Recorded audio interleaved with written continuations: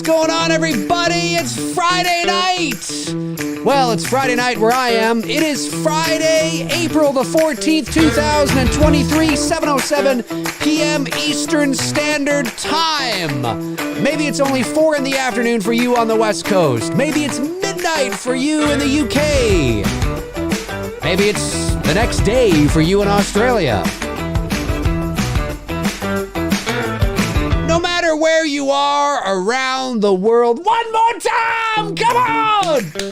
Get up! Get your fucking ass up! Get your ass off the goddamn couch! Let's go!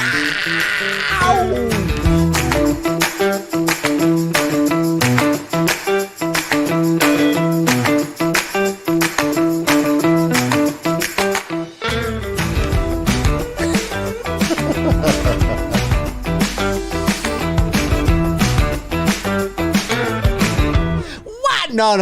That's enough. What's going on, everybody? What's shaking? What's doing? What's happening? I hope you are all doing well. It's Friday. It's April the 14th, 2023, 7:08 p.m. Eastern Standard Time. And things have been very busy with me over the last little while. So as you guys know, anytime that I can sort of jump on and just kind of keep the content out there, really the stuff I do is not great for the algorithms at all. But nonetheless, it keeps me out there and it keeps me at least having something up on the channel in the meantime and in between time. And so it's an all Q&A tonight, an all Q&A, whatever you guys want to talk about. You want to talk some Halloween? Let's fucking talk some Halloween. Let's talk some Halloween. You want to talk some Nightmare on Elm Street? Let's talk Elm Street. You want to talk some Friday the 13th? Or more accurately, let's talk some Friday the 13th. You want to talk some Scream? Dave, have you seen Scream 6 yet? No, I haven't. Well, there goes the Scream questions. No, we can talk some Scream. You want to talk, I don't know, you want to talk about, The Burning? I don't know. Maybe you'll talk about The Burning, or you want to talk about whatever you want to talk about. Let's talk about it tonight and see what you are all up to. Of course, the trailer for Dylan's new Nightmare dropped this week. Have you seen it? Have you checked it out? If you haven't checked it out, where have you been? If you didn't even know it was releasing, what's wrong with you? I got a life, Dave. That's true. That is true, and that is fair. And yes, but it dropped on Tuesday. The official trailer for Dylan's new Nightmare, releasing this summer. Of course, don't have an exact date yet, but it is releasing this summer. The It's Me Billy Chapter 2 Indiegogo campaign. We are less than 3 weeks away. We are just over 2 weeks away now. It'll be 2 weeks on Monday when the It's Me Billy Chapter 2 campaign launches. The Indiegogo campaign launches. We need all hands on deck.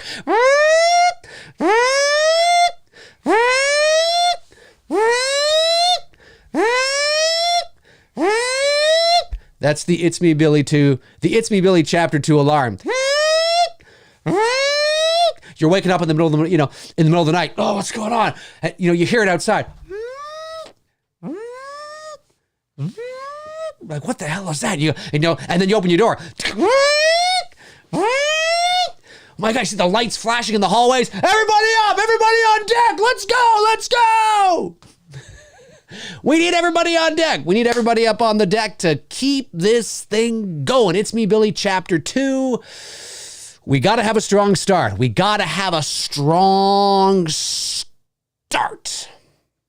Monday, May the 1st, 2023.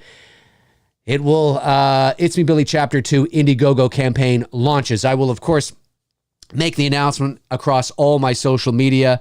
It is also, I believe that day at some point, myself and Bruce, yes, that's right, the man, the myth, the mysterious legend himself, Bruce Dale, will be on the channel that day as well. So it will be great to have him on. So mark that on your calendar if you haven't already. We could use all the Billy bucks possible. And yeah, so let's just jump into it. Let's jump into the chat room and see what you all are saying today. I believe there were 2 super chats that came in. Edward Nito, my Godzilla man, Edward Nito says, fuck it, we'll do it live. That's it. Bill O'Reilly, ladies and gentlemen. Fuck it, we'll do it live. No, just I don't know what I'm saying. I don't know what I'm reading. Okay, just fuck it, we'll do it live. Okay. Well, that's it for me. That's no. I don't want. What is this, Carol? What is this? He was probably a fucking dick to work for. 100%. Let me see here. Geek Muscle sends in $2.50. Thank you, Geek Muscle, and says, looking great as Freddie Dave. Can't wait. Thank you, Geek Muscle. You like that, don't you? Yeah, boo. Yeah, it was a lot of fun. I mean, obviously, it's great to have. There's so much behind the scenes stuff I wish I could show you guys. But Cecil wants to drip feed it, which I totally get. I completely understand. So, but once the movie is out there this summer and everybody's had a good look at what I look like and what I sound like and all that kind of stuff, there's a lot of behind the scenes stuff that I know they're putting together. They have like a feature length behind the scenes doc or something they're putting together. They have so much footage. It's insane. And then I took some behind the scenes stuff on my phone, which I will let you guys see. There's a video that I have on my phone the first day that I was in the makeup. So we were finally done after like 5 hours, right? And Nora went out onto the set to check on something, and she left me alone in the makeup room. And it was great because it gave me, the opportunity to kind of,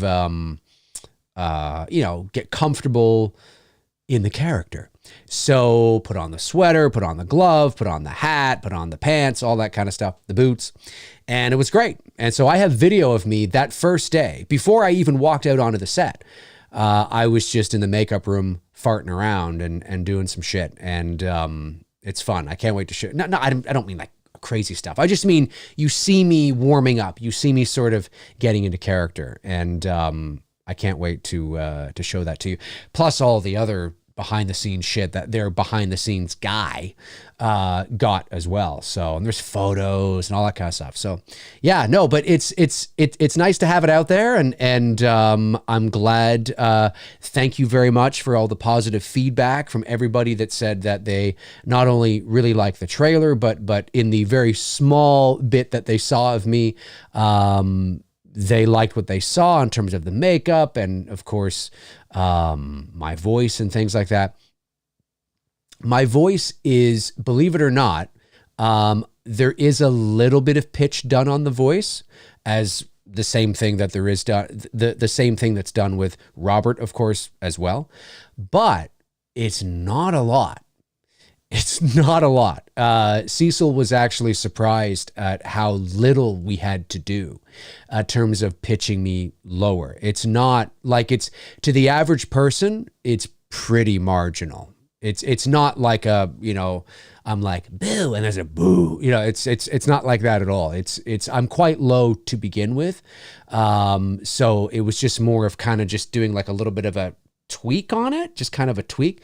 So what you hear in the film is pretty much what I was doing on set. So it's fun to have it out there. I'm excited. I can't wait for the movie to finally be out there and see what you guys think. And hey, if the rights holders of Elm Street, just saying, I'm available. Thanks for the super chat. Appreciate that. Josh McKenna sends in $9.99 and says, I don't know how much you can say, but since Nancy is played by Lynn Griffin, are Nancy and Claire identical twins? I don't know how much you can say about Nancy without spoilers. So Josh is talking about, of course, the casting of Lynn Griffin, the Canadian actress Lynn Griffin, who we've cast in It's Me, Billy, Chapter 2. Lynn, of course, was in the original Black Christmas from 1974. She played Claire, the one who got strangled and suffocated and had the bag over her head. So she was alive for only about 10 minutes in that movie, but she was throughout the rest of the movie just, dead in the rocking chair. She was in the horror movie Curtains. She was in the Canadian comedy Strange Brew with Rick Moranis and Max von Sydow. And she's done a ton of theater and she's had parts on like NYPD Blue, and she was in the movie Dreamhouse with Daniel Craig. And so she's had what is it? I think she's 71 now or something like that, but she's had quite the career. And we have the same voiceover agent, which was kind of cool. I discovered that 3 years ago when I first talked to her. But anyway, so that's who Josh is talking about, for those of you who may not know what he's talking about. So we've cast Lynn to be in It's Me, Billy, Chapter 2. Obviously not played the character she played in the original because that character is dead. So she's going to be playing the sister of the character that she played in the original film. And her character's name is Nancy. And not because of A Nightmare on Elm Street, just because, that was a female name. That was a common female name at the time that her character would have been born. So the question becomes, are they identical twins? Well, not necessarily. Enough time has gone by. If we were doing a film, if we were doing the sequel and the year was 1977, well then, yeah, we'd probably have to make them identical twins because that's only 3 years removed from the original. And Lynn still looks exactly like the way she did 3 years ago. Do you know what I mean? Like there's not much of a change. So obviously they would have to be identical twins. 50 years has gone by. And although as Father Time catches up to all of us, as we get older, obviously you can still tell we're the same person, but obviously Lynn doesn't look exactly the way she did when she was 25, right? She's 70 now. So I don't think it's, let's just put it this way. And this isn't a spoiler or anything, but we don't make reference to her being a twin sister. She's just a sister, because I think enough time has gone by that you can look at Lynn now and be like, oh yeah, she kind of looks like the girl from 1974, but because it's been 50 years, she doesn't look identical to that girl anymore, right? So you can believe, I don't think the audience is going to have trouble believing that it's just her sister. Do you know what I mean? So that's how we're sort of going to play it. Yeah, I don't think that's a spoiler. I mean, that's just, about the character. Now, the details of sort of why she's obsessed and sort of all that, the details of her role and things like that, obviously I can't talk about. But no, I don't think it's necessary to have them as identical twins. There's too much time that's gone by. You can do it if you want, but you don't have to do it because so much time has gone by. So it allows us that flexibility. Thank you, Josh. Appreciate that, by the way. Super chat comes in from Gentle on James. Hello, Gentle. Sends in $5. Thank you very much. And says, now that I know you've seen the H90 90 years later poster, what did you think? Would you see it in theaters? I did. Yes, I hearted it. I did see it. Would I see it in theaters? Probably not. Probably. I think I have to draw the line at space. I've got to draw the line at space. You know what I'm saying? I'm just saying, Gentle. I'm just saying I got to draw that line at space. But I'm sure there are people out there that would absolutely go and see it for sure. Let me see here. Let me scroll back. I got all the super chats, right? Just want to make sure. I think it was just those few that came in so far. Okay. Just want to make sure. Shamrock Balls Says Dave, I know you are a big fan of Elm Street 2. I am. I was wondering, did you draw most inspiration for Freddy from part 2 for Dylan's New Nightmare? Well, so yeah, my favorite looking Freddy is the Freddy from part 2. I think I think the Freddy from part 1 and part 2 are the scariest. I think the scariest looking Freddy with the scariest voice is A Nightmare on Elm Street 2. Hands down. It's just, he's terrifying in that film. Terrifying. And so he's my favorite, you know, the sunken in eyes and all that kind of stuff. So Cecil has mentioned this now, so it's out there, but he drew inspiration on several different looks, right? And one of them obviously was from New Nightmare. There's a little bit of New Nightmare in there. There's a little bit of Dream Demon in there from Freddy versus Jason when you look at the, you know, the ears and things like that. And there's also some inspiration from A Nightmare on Elm Street 2 when you look at, you know, the sunken in sort of eyes. And so when the makeup was being put on and I saw that it was actually going in that direction, I got very excited. So it was very easy for me to tap into that sort of thing. But, you know, I don't know if the whole thing is I'm just doing, I don't want to give any spoilers away, but and this isn't a spoiler, obviously, because again, Cecil has talked about this, that we are going back to more of that darker Freddy. And again, it's a short film, guys, right? It's a short film. So, you know, you have to keep that in mind as well. It's a short film. It's the first episode of potentially, you know, 3 or 4 episodes. So, you know, it's not like I'm on screen every 3 seconds, right? I'm just saying that, you know, you have to keep that in mind. But when I'm on screen, I do my best to make it count and to deliver a scarier Freddy. So, you know, I don't know if you're going to, like, there are certain things I do that are definitely reminiscent of Robert and what he brought to the table. I mean, he's the one that created the character and set the blueprint and the foundation. But as I've often said, I don't want to do a Robert Englund impression. Now there are a lot of people that have seen the bits of me in the trailer and they're like, oh my God, it's Robert. Oh my God, I thought you weren't going to do Robert. That's totally Robert. And it's like, okay, well, first of all, the makeup helps, right? Because the makeup is Robert's face, really, for all intents and purposes, right? It's got that nose, you know, and everything, right? So obviously it's going to look like Robert's Freddy as opposed to Jackie Earle Haley's Freddy. So that obviously helps with the illusion that it's that Freddy you know and love, right? There's a familiarity there. In terms of the performance and the voice, I just was tapping into the cadence and sort of the style and the idiosyncrasies and the, you know, the essence of the character of Freddy. You know, just knowing just those little sort of,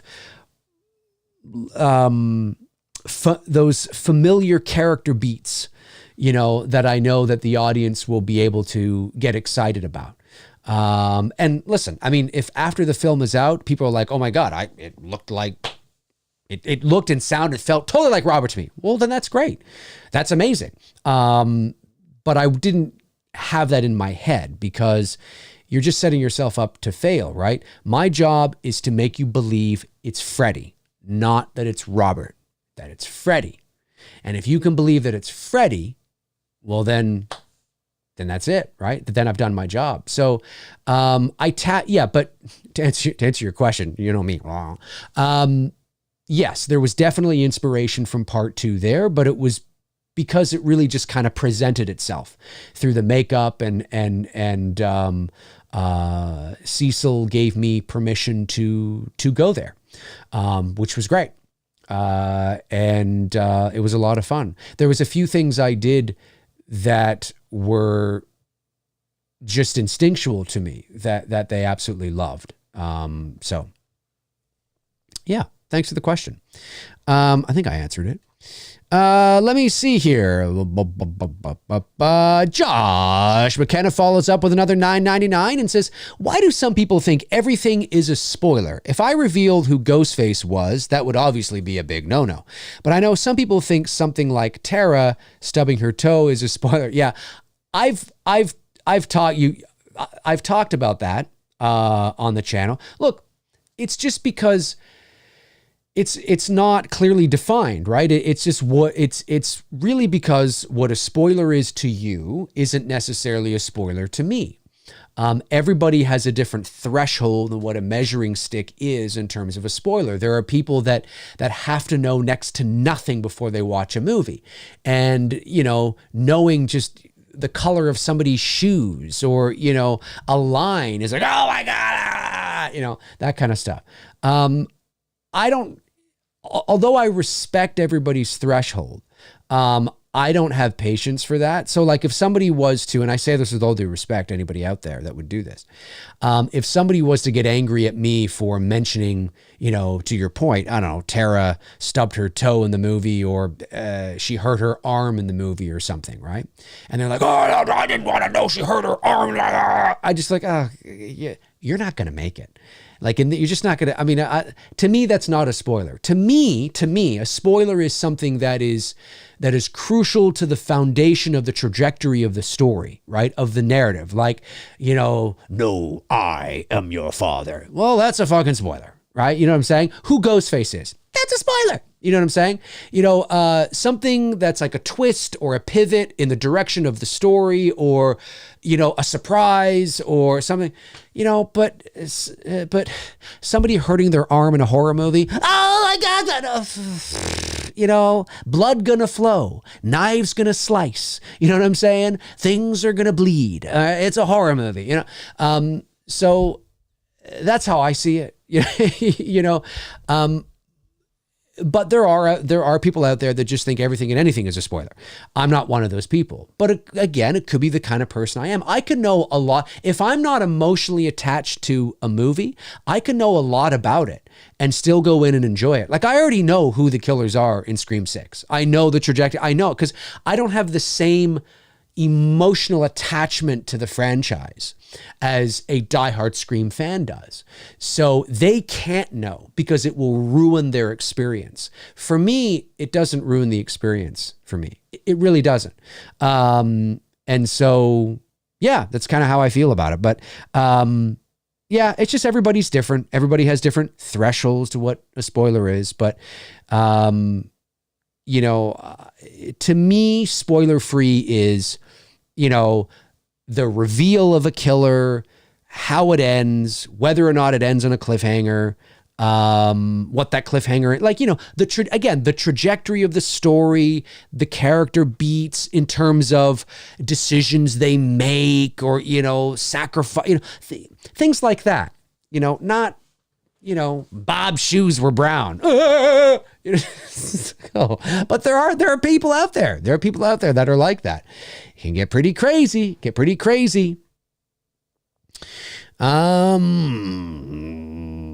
General Shepherd says, Dave, thoughts on AI starting to duplicate celebrities' voices recently?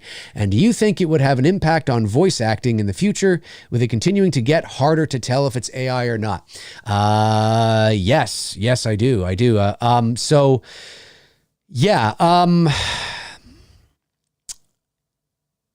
Like anything, it can be used for good and bad. And like anything, I do not believe for one second, sorry, I don't mean to get all conspiratorial. I don't want to sound like a fucking, nutcase here. But I do not believe for 1 second that deepfake technology and, chat GPT and AI in terms of voice will not be used by the governments of the world to set people up and pin crimes on them. I do not believe for one second that it will not be used negatively at the highest levels of the world and government, whether it's the CIA, whether it's, CSIS here in Canada, whether it's, the MI5 or is it MI6, 5? I forget which one's the fictional one. Anyway, in the UK, where I don't believe for one second that they aren't going to use it nefariously. Are you kidding me? They could take Indiana Jones and the Dial of Destiny level shit and deep fake my face onto somebody else's body and put me at the scene of a crime. Now, I'm not saying I'm just saying, come on. Same with voice. Absolutely. If they really want to get somebody, they want to get somebody. Yeah, of course you're going to, well, hey, he's on the tape. He's saying it. I hear him. He's saying it. It's right there. He's saying it.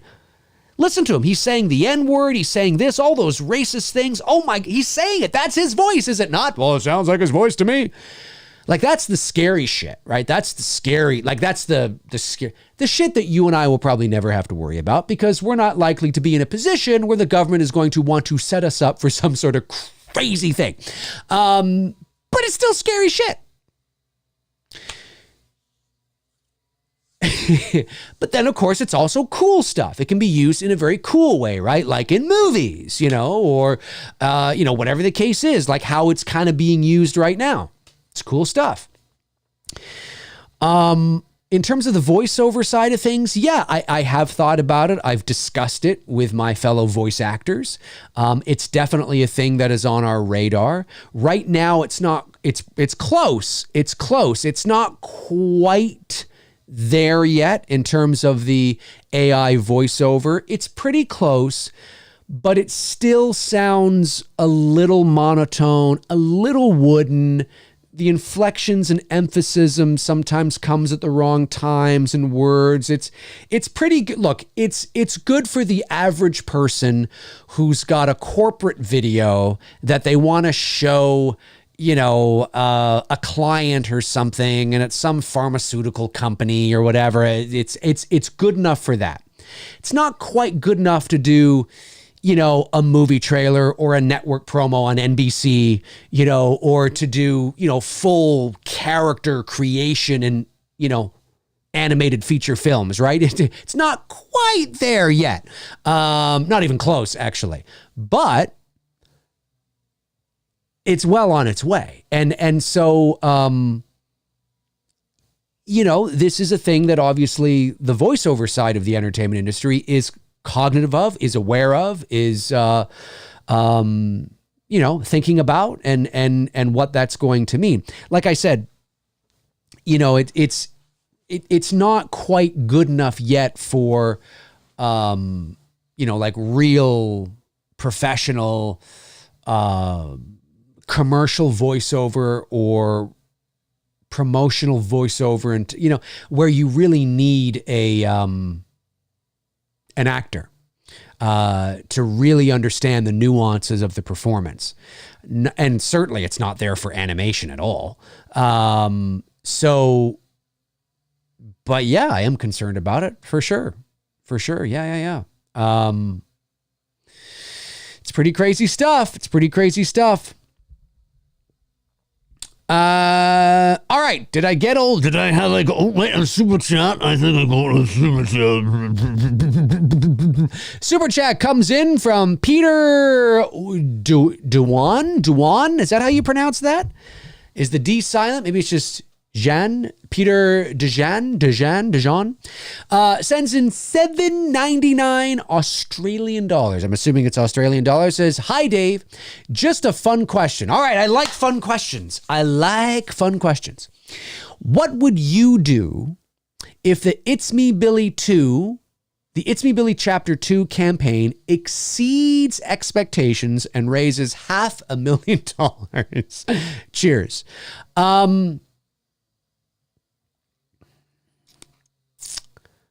Okay, the short answer is I don't know.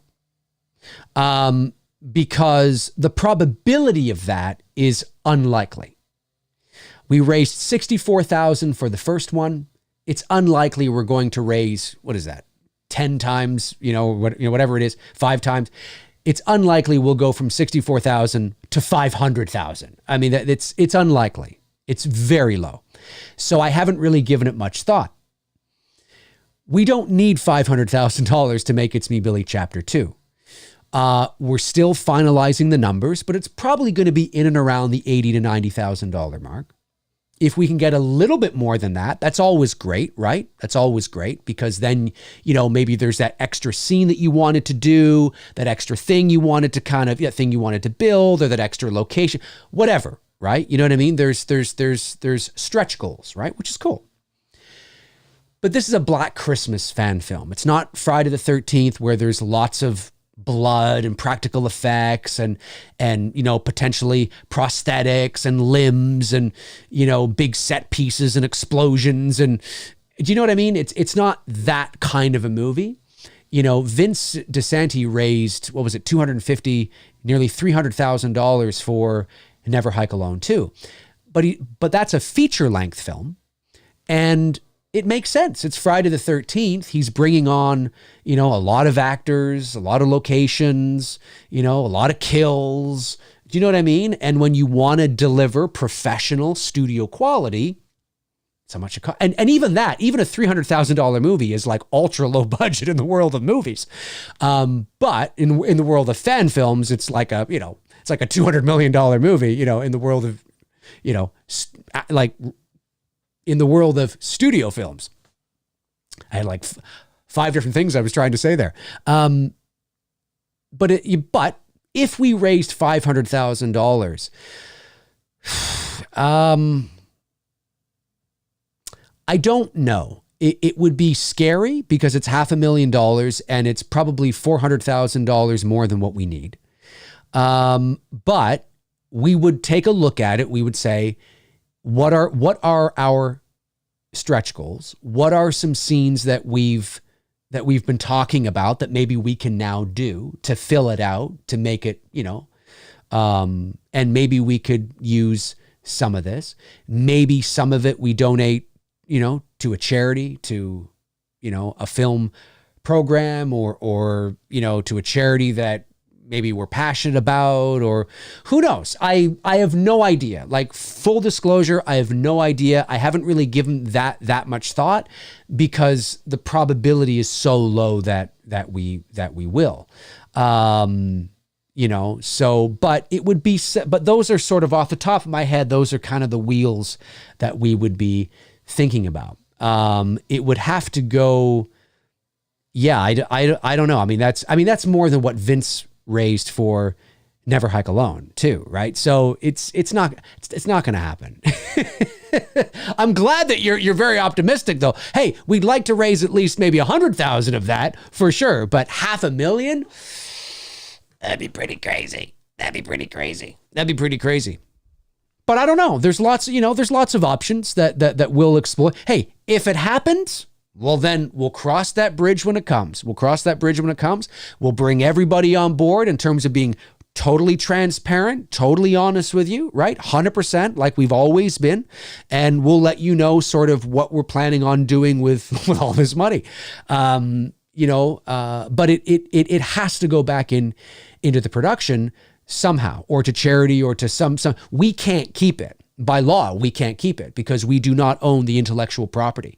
So we can't make any money off of it, right? You can raise money to make the movie, but you cannot make money from the movie. So it's, we can't sell it to, the film to Netflix or, to Amazon or something. Now, if the rights holders want to come forward and say, we love what you've done, and this would be great. This would be the best thing for It's Me, Billy, really, at the end of the day, for chapter 1 and 2, is for the rights holders to come forward and say, guys, we love this. This is fantastic. We'd love to package this on a future release of the movie as sort of like a spiritual kind of, companion piece, and then it kind of now it kind of becomes really official, and maybe it's like a thing on a, special anniversary release of the movie or something, right? The original film, something like that. That would be cool. That'd be cool. And maybe that'll happen. Who knows? But yeah, no, we'll cross that bridge when it comes. There's obviously options, but But it has to go into the production somehow, or we refund it. I mean, that really is the case. But at the same time, people want their perks as well. And we'd obviously have to use some of that money to fulfill the perks, of course. But yeah, it's a scary thought, really, at the end of the day. But we'll cross that bridge when it comes and where it needs to be correctly allocated towards, so that it makes the most sense. Yeah, it's a good question, but it ain't gonna happen.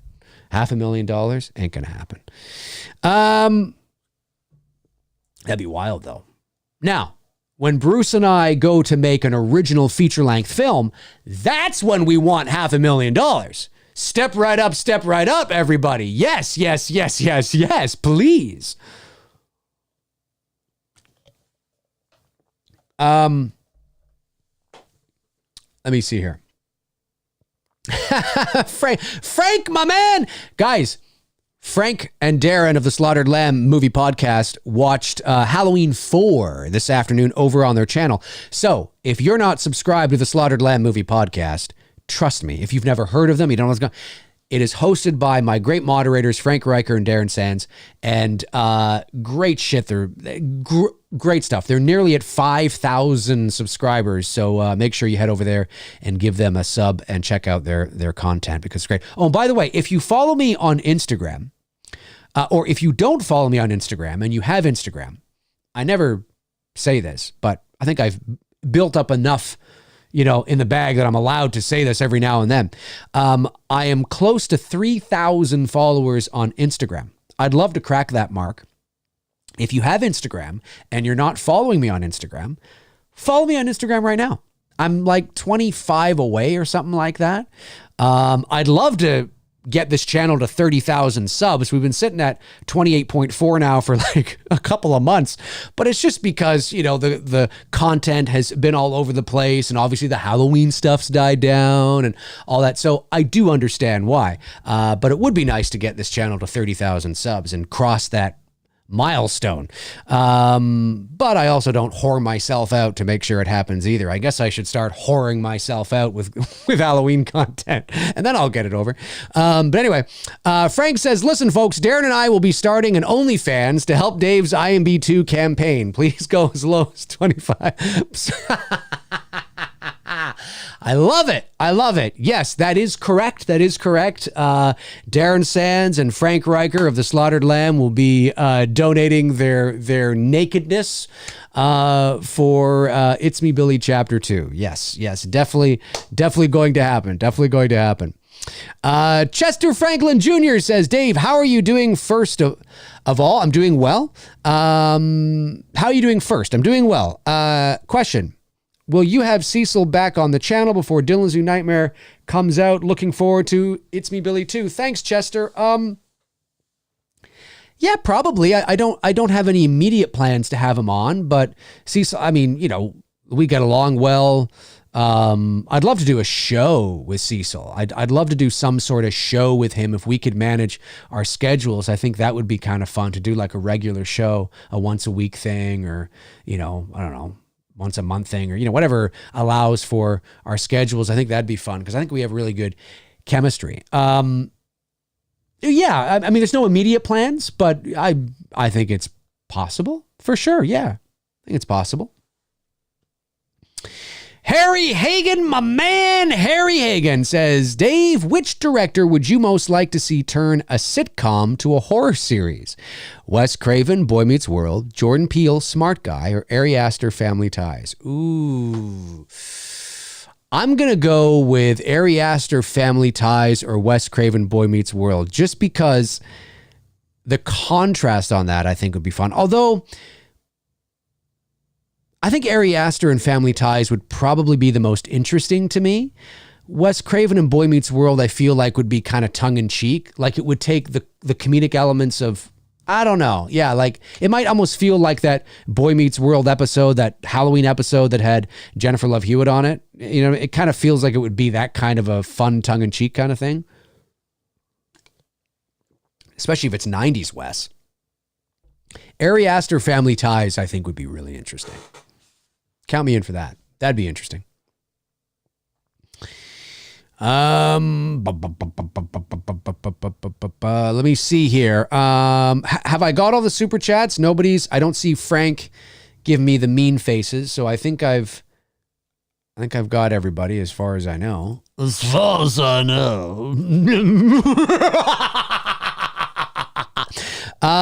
Evil Alex says, after Dylan's new Nightmare released, talking about it with Cecil on a live stream would be cool. Yes. Oh, that will definitely happen. Oh yeah, for sure. Like I said, it's releasing this summer. Don't know when yet. It'll probably be, it'll be either July or August at some point.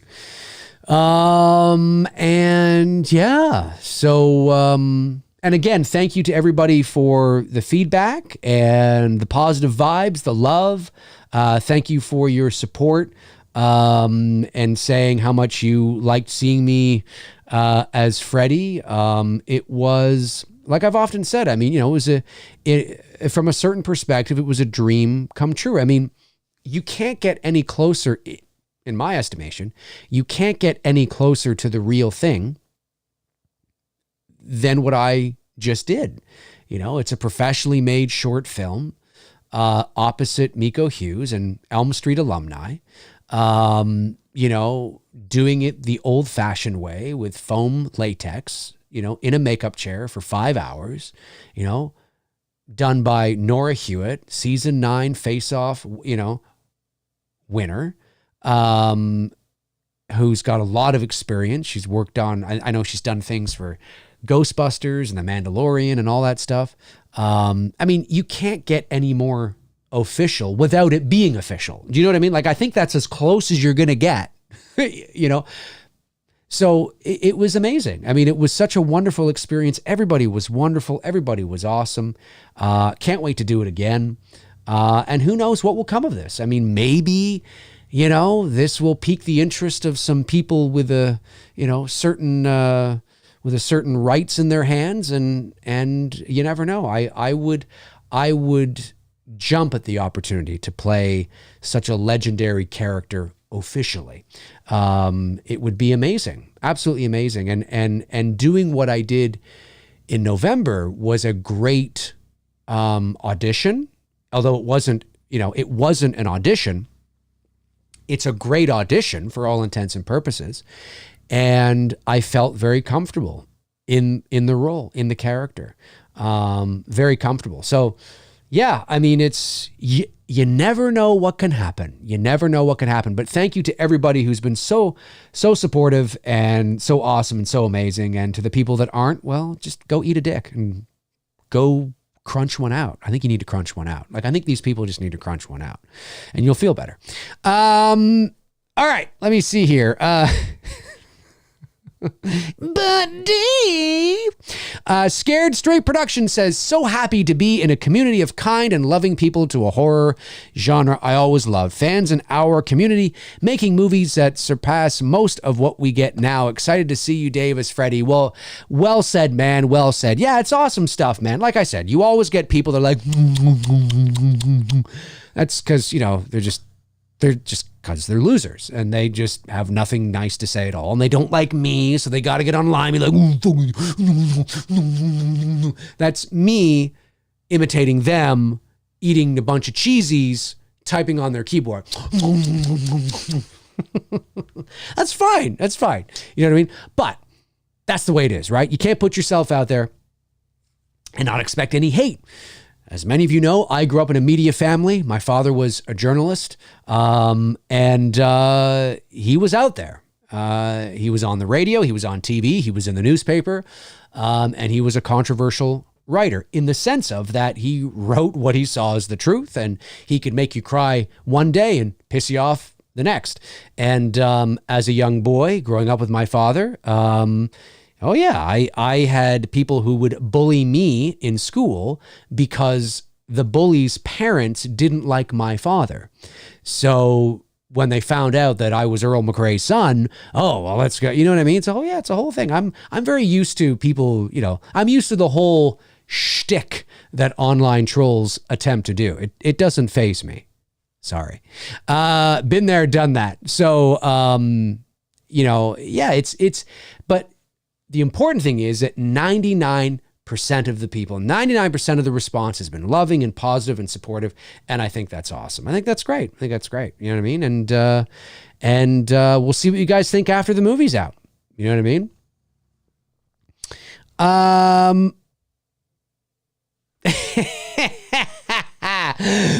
Darren, the Slaughter Lamb, Dave's cheesy keyboard impression. The sound. Just imagine me like, I don't know, a lot larger than I am. Cheesy's falling all down. Well, yeah, you know what? I mean, you don't even have to be on the heftier side. You said, and it's just like, okay, all right. Fucking McCrae. Oh, McCrae. Okay. Do you feel better? Just go crunch one out. Just go sit your ass on the toilet, crunch one out, and you'll feel better. That's all I'm saying. You'll feel better. Relax. It's okay. Just crunch one out. You'll feel better. Johnny Cahill says, Dave, seen the trailer for DNN. Haven't seen much yet, of course, but from the trailer, your performance looks good. I look forward to seeing it. Thank you, Johnny. I appreciate that. Yeah, no, it's a mini bite size. Cecil is drip feeding this thing like it's nobody's business. And that's awesome. That's awesome, right? He has every right to drip feed it and do what he's got to do. So, and I understand. I mean, that's what we did with Billy in a lot of respects. Billy's a bit different though, because Billy lives in a world of ambiguity and mystery and shadows. So you don't really want to see him. And the same could be said about Freddy as well. Certainly going back to the original film and Elm Street 2, for sure. But he's also a vocal character. So you want to be able to see him at least a little bit, hear him for sure. And what you see in the trailer is what you can expect, is more of that, is what you're going to get. So, and I hope you guys like it. I think it's a really, like, again, it's the first installment in either 4 more episodes, or if this one really takes off and Cecil's able to raise what Vince did, then Cecil will probably just shoot a feature film, right? He'll just combine all the 4 episodes into like a feature film and then just shoot a feature film. I don't want to speak for him, but I know that's kind of his thought. And we'll see. We'll see what happens. We'll see where it goes. Let me scroll back. 133 people watching. 133 people watching. Yes, I thought there was. I wanted to show you guys. Oh yeah, I have the. Hang on one second. I actually have the glove. One moment. One moment. Just sit tight, you son of a bitch. Oh, hang on a sec. I gotta open up my cabinet, and the key's not working. Hang on a sec. All right. Oh, why are you not? Oh, hang on. What the fuck is going on? Hang on a sec.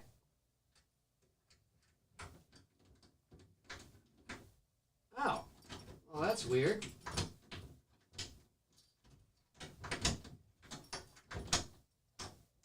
Huh.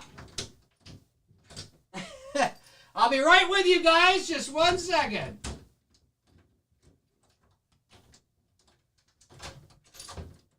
There we go. Okay. All right. There we go. Sorry about that. My cabinet wouldn't open. My cabinet wouldn't open for some strange reason. The key was getting jammed. So I have, there were several gloves on set when shooting Dylan's New Nightmare. And we all got to take something home from the set. And Cecil was kind enough to allow me to take home one of the gloves that I used. So contrary to popular belief, this is not the remake glove. Some people think it looks similar, and I think there's a similar sort of, I get what they're looking at when they say that it looks similar, but it actually is very different. But this is one of the gloves that I use. I don't know, like I said, there were several gloves on set. I don't know if this is the exact one that I used in the trailer that you just watched. I'm not sure. It probably was, actually. But there was about 4 or 5 on set, and I got one of them. And it's the glove here. If you guys can see that. There we are. There it is. Ooh. It's a cool looking glove, man. It's a cool looking glove. It's pretty awesome. And the movement is fantastic. Like it's not stiff. It flows really well. Like really cool. You know what I mean? It fits like a glove, as they say. It fits like a glove. So anyway, that's the glove. Like I said, there was about 4 or 5 of them on set, and this may have been the one.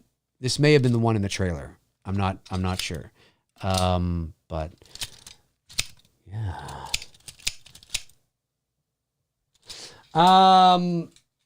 So yeah, cool stuff indeed. I'm not going to fiddle with the cabinet door right now. Is that the Power Glove? Geeked Out Turtle Fan says. Yes, great graphics. Fuck. Freddy's Dead is an abomination. Freddy's Dead, he's such a loser in that movie. Not Robert, I don't mean Robert Englund. I just mean what is going on in that movie? What is happening? I don't know. Gentle on James sends in another $5. Thank you, Gentle on James. Says the studio calls you, says they've seen your work, wants you to write and direct H90. They'll H90. I won't be alive for H90. They'll pay you whatever it takes. Just make it the best one yet. H90? You mean your H90? I don't know if I could, man. I think I would turn it down. I can't direct Michael Myers in space. I just can't do it. I'd say, no. I'd say, I know this guy named Gentle on James who did a poster for it. He'd be perfect to direct this. I just can't do it. I can't bring myself to do it. Texas Tootin sends in $9.99 and says, well, howdy doody to you. Just watch the Possessor. Fantastic concept and a gory Sean Bean scene. Have you seen it? No, I have not seen it. I don't even think I've heard of it. The Possessor, or just Possessor. I'll have to check that out. Does Sean Bean die in it? Don't tell me. You know, because he's always dying in everything he's in. You know, yeah, I'll have to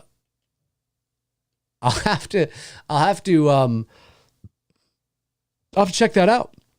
I haven't seen it. Yeah, Frank says, spoiler alert, Dave showed the glove. Yeah, that's right. It's awesome. Yeah, it's a great design. Again, I can understand why people feel that it's similar to the remake glove. Like there's some, I think it's this part here, these kind of like, you know, but that's not, when you actually look at the details and stuff and the color, it's not. Cecil can speak better to it than I can. But yeah, this was the glove. Miko took one home as well. I took one home. So then Cecil must have 3 more. If we do at least 3 more, if we are able to do the follow-up, whether it's a feature or another installment, I imagine he'll have, like, I don't imagine he'd want me to bring this all the way back to Phoenix. I'd imagine that he'll have a bunch more made again, which is cool. Cool stuff. Feels good on me, folks. Just saying.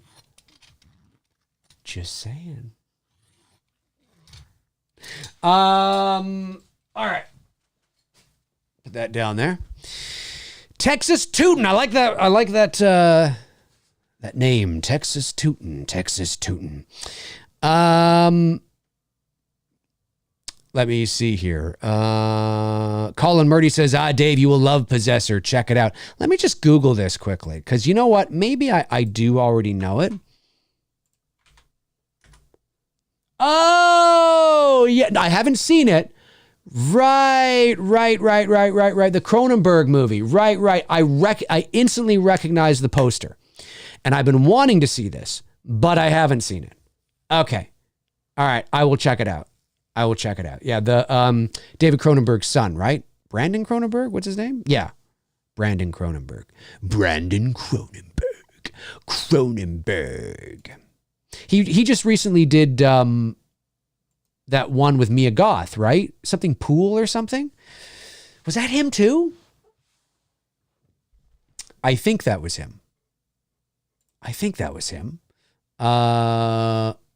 Maybe I'm wrong, but I think that was him. All right, let's keep this train rolling, folks. I'm surprised I haven't seen a Halloween question yet, to be honest with you. But you never know. It's Me, Billy, Chapter 2, Indiegogo campaign, May the 1st. May the 1st. Bruce and I have, tomorrow's a very busy day. We got like 3 meetings tomorrow. Oh, it's good stuff, though. It's the good kind of busy. And I mean that sincerely. Let's see here. Guitarist Dog 87 says, Dave, recently I got a NAG 75K Castle Myers mass finish from James Carter. Yes. From James Carter. It's freaking sweet, dude. Yeah. James Carter is one of the OGs in this space in terms of independent mask making and weathering. Of course, NAG stands for Nicholas Art Gallery. The guy overseas, I think, where is he? Is he in Holland or the Netherlands or something? And then AHG stood for All Hallows Ghost. There was a guy by the name of Mike, I think. I think he was Canadian or something. He lived out in Vancouver or something like that. Yeah, that's back. I mean, I still have some masks, but my mask collecting, maybe I should, yeah. You know what? I could go for, I wouldn't mind having another like, real good, like the one that you have, you know what I mean? Like a real good H78 mask again or something like that.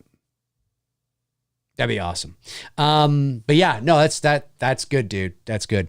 I'm glad to hear it. Fear the Phantom says, Dave, Wolfman Scott Nards did a video on this.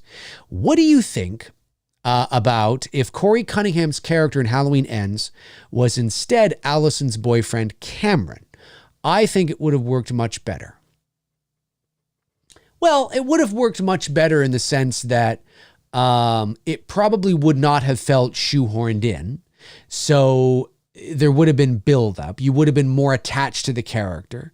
You may have been more attached for his downfall. So yes, from a character motivation standpoint, it probably there's more breathing room. You know, you have 3 films to tell that story and to get the audience on board with it. Whether or not, if Halloween Ends is still kind of the same with not a lot of Michael Myers, I mean, maybe. I mean, Barry's got a good point because you would have already followed Cameron through H18 and H kills. If you sideline Myers in HN still, like let's say that you still have the same amount of screen time for Myers and HNs, but you're following Cameron instead of Corey. It may have been easier to digest for the audience, yeah, because you are more emotionally attached to Corey. To Cameron. So you've been following his journey through 3 films. I mean, in some ways, from a certain perspective, it might almost be a Cameron trilogy. You know, if you knew that's where you were going from the beginning, right? If you knew that's where you were going from the beginning, which I don't for 1 second believe they did. But if you knew, like, to land on, you know, Corey, I don't believe for 1 second when they were making Halloween 18, they knew that 3 years from now, it's going to all lead to Corey Cunningham. Not at all. Not at all. But if they did know that, if that's what they wanted to do, if they wanted to set this story up, where Cameron is sort of a lead in some ways, I don't mean overpowering the dynamic between the three women in the first one, but he's there. He's more there and more present. His character is more present than he is in 18. So he feels like a very much supporting character, very much like a Hawkins. Like I think Cameron feels in H18, Hawkins feels more important, right? Cameron feels a little more side kind of thing.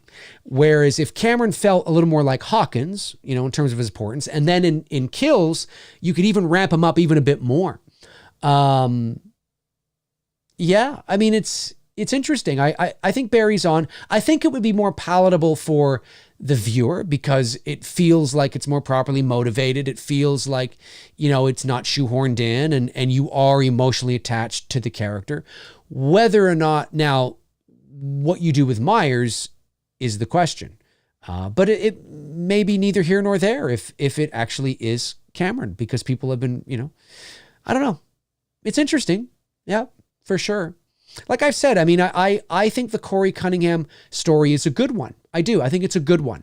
It's just, I don't feel it's in the right place. I think it should have been its own, I don't know if it should have been its own movie, but it definitely could have been its own season on a, series called Haddonfield, not an episode. I think you need more than one episode, but it's like a season. Like, I think that would totally work. 100%. And you bring back Laurie Strode, you bring back Andy Matichak, and you don't even need Myers. You don't need Myers to tell that story. Halloween Ends fans think you do, and I respect and understand what they're saying and how it works, but you remove Myers from the equation. You don't need Myers to sell the Corey story, because at the core of the Corey story is about a teenager who experienced this horrible event, who was acquitted. The town didn't believe that he, didn't murder this kid. So the town, it's awful to think, but the town bullied him, and the psychological residual effects of the bullying forced Corey to have this spiral trajectory of down and down and down and down into depression and hatred and resentment and all that kind of stuff because of what the town was doing. So in a way, the town create the same thing, it's the same thing of what we currently have in the film, but it could be the same thing without Myers. The town created a new Michael Myers. That's what they were on the verge of doing in Ends. I'm saying, let's go all the way and see how that plays out. You don't need Michael in that story. His spirit can be there, right? He'll be talked about. Laurie's going to talk about him exactly the way she did in Ends. And I've seen that, those eyes before. I've seen them in Michael. Absolutely. Make him feel very much there. But you don't need him in the movie. Like I've said, Halloween Ends was pretty good until Michael showed up, ironically, because, I understand, like, I don't believe that you needed Michael to deliver the same social commentary and message that you were delivering in that movie. Now, you could make the argument, say, well, you needed Michael because of, that moment where they had that thing and, he's choking him and all of a sudden, I yes, that particular story that was told, you need Michael. Yes. Okay. But the overall theme, the overall message that they were trying to deliver, you don't need Michael. And what is that message? That evil never dies. It just changes shape, that it's the town that created it's ironic that the town was so thankful that Myers was gone. But the town, by bullying this young kid into submission, by bullying this young kid into depression, by and all this stuff, you created another boogeyman. You don't need Myers for that. It's a great story for an anthology piece, for like a series called Haddonfield, where it's like its own thing. It's connected to the larger universe. It's connected to but it's its own thing. It's like 10 years later now, or not even. Maybe it's 4 years later, as it was. And you tell that story. And that's an interesting story. Again, I don't think it's a story you could tell over 40 minutes. This isn't primetime TV and, the 90s, like an X-Files episode. I think you're going to want to draw it out, really build it, and really, maybe show his trial, right? Show the accident, show his trial, show that he was acquitted, show him talking to his mom and dad, show the relationship between him and Allison, really build that up between him and Lori and how she's kind of worried. And we see more of Lori and Hawkins, build them up. It's a great anthology story. It really is. And it's about Myers without it being about Myers. But I think in the final movie of this trilogy,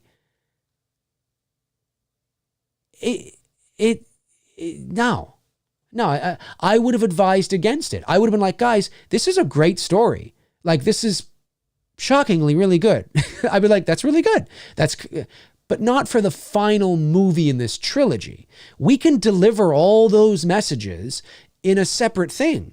Let's make this a Myers film, and so we can really deliver on that final battle, because, even though H2O isn't canon, and even though Resurrection isn't canon, we have seen Lori and Michael fight before. So it should be more than a 5-minute battle in her fucking kitchen. Let's really make this the final battle of epic proportions. Take it out onto the street. I don't mean like a Rocky V thing, but I mean like, it starts in the house, and then she's got to like run out in this, and she runs across the street, and now Lori's hiding in the shadows. You know what I mean? Like, that would be that would be cool, and very reminiscent of like Halloween 1, and she's knocking on doors or whatever, and then she opens and she realizes, oh my God, there's been dead bodies. Like, really do something like that. Bring in some of those ideas that I had from my sequel concept, where, maybe a thunderstorm rolls in or something, and you got lightning and thunder and rain, and now she's got to deal with the elements, and make it Myers centric, and really deliver on an epic battle. Anytime you bring water into a movie, your budget goes up, and I get that, but still, right? Throw in some more bucks and really deliver on the final battle between these two. Not in the last 5 minutes of the movie. So that's how I feel about it. Is that I there are people that love Halloween Ends. I think it's fantastic. Like Barry from Wolfman's Got Nards, Lee from Drum Dums. They think it's great, and all power to them. I think it's okay, because like I've said, I really like the Corey story. I just don't like it in this movie.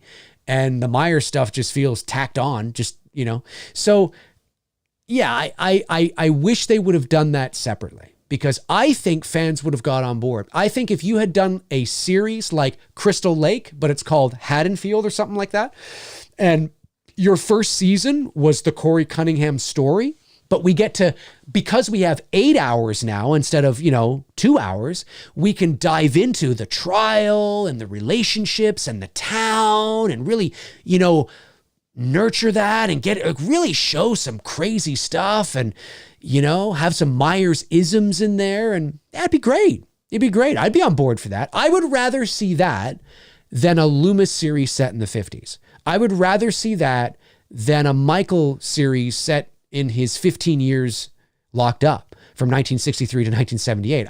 I don't want to see, I don't need to see that. I'll watch. Hey, if that's what they do, Malik, if that's what you do, of course I'm going to sit my ass down and watch it. And maybe it will be fucking amazing. Maybe it will. But at face value, it's not what I want. I don't want that. I want to preserve the integrity of the mystique of the boogeyman. And the more we see from his past, the more that mystique and that enigma and that mystery is gone. You know what I mean? So let's just, we know all we need to know about him being locked up between 1963 and 1978. It's great. We don't need to know anymore. We don't need to go in and watch a day in the life. And, so that's how he learned how to drive. Look, there he is, sitting in a room, staring at the wall, not seeing the wall. There he is, he's looking past the wall. Like, we don't need to see this. I mean, we kind of saw a bit of that in Halloween 2 anyway, and even in the TV cut of Halloween 1. But we don't need to see it, like a series and episodes, and that's how I feel about it. Will I watch it? Well, of course, I'm a Halloween fan. I want to check it out. It's curiosity. And will it be amazing? Maybe it will be. And maybe I'll be like, oh, you know what? They did it. But I would rather just go on. You know what I mean? But that just could be the linear storyteller in me as well. But anyway, yeah. Caleb Parkinson sends in $1.99, says, Dave, poutine, pizza, sushi, burger, love the show. Thanks very much, buddy. You mean like all together, like a poutine, pizza, sushi, burger? Or you mean poutine, pizza, sushi, or burger? Definitely not sushi. I'm not a fan of sushi at all. So I would say probably it would probably be a burger, a good burger. Yeah, a nice, good, juicy burger, followed by maybe pizza and then poutine. But I haven't had poutine in a long time. It's a very Canadian thing, but it's a stereotypical Canadian thing, right? It's more of a touristy thing, right? You come to Canada, you got to get the poutine, eh? Look, I haven't had poutine in fucking 2 decades. Nobody has poutine. No, I mean, I'm not saying nobody has, but it's not like a delicacy. It's not like there's Canadian families across the country where every Thursday they have their poutine. No. I guarantee you most Canadians probably don't even eat poutine unless they're at the movies or they're at a ball game or something or, whatever, right? It's more of a stereotype thing, but it is ours and it is very good. Gravy, French fries and cheese. It's absolutely really good. But I haven't had it in I've had fries, but like poutine, I don't know, 20 something years, maybe. I haven't had it. I don't know. It's not like you go into a mall and you go to the food court and all of a sudden, you know what I mean? I mean, it's around, but it's not like, it's easier to get McDonald's than it is poutine. I'll tell you that. And pizza. Yeah, pizza's pizza, man. I'm all on board for a really good pizza. Sign me up. Cody Snyder. Hey, you know what? I'm going to put a poll. I know it's kind of late and we only have a little short time here, but I'm going to put up a poll because I want to know. Do you...